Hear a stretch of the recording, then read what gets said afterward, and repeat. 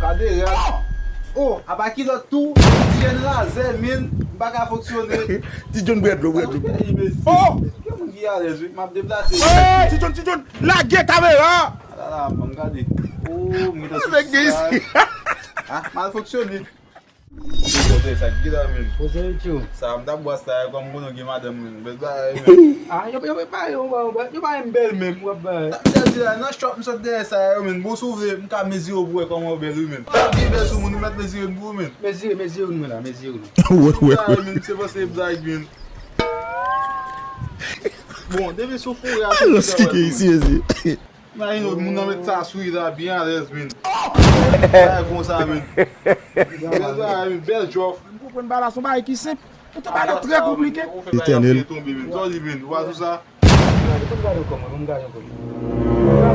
Abay chauffeur men, nou gen pa sou sa nan men. Ma boisson men, sista men, met bam 1000 gout pou sista. D'abord, mais le goût de la vraie, mais j'aime voir là, men. Moi, pas semblant à marcher, men. Moi, souhait, men. Sa mi fè ti la men, nou kon ti jen ap pou mene men, marché men, kom da pa sou men.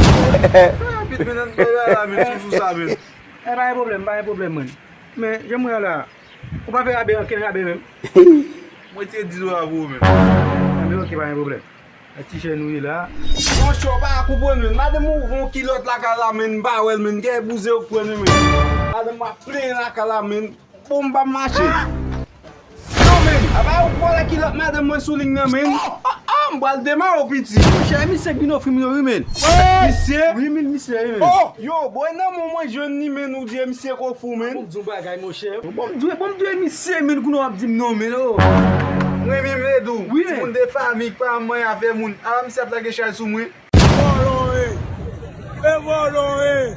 O gat comment j'ai misye sèche misye. Misye men. Sak pase nou, e nou de ak vola misye. Là, non, Non men, misye mandel, misye pou mwa kale ya men.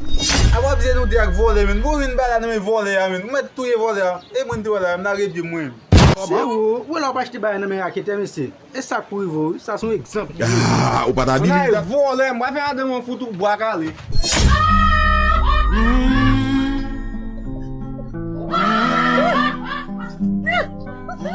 Voilà, nous fin gade vidéo ça, pas oublier abonner, like, partager, commenter. C'est celle façon nous aider. Je vous aime mes amours.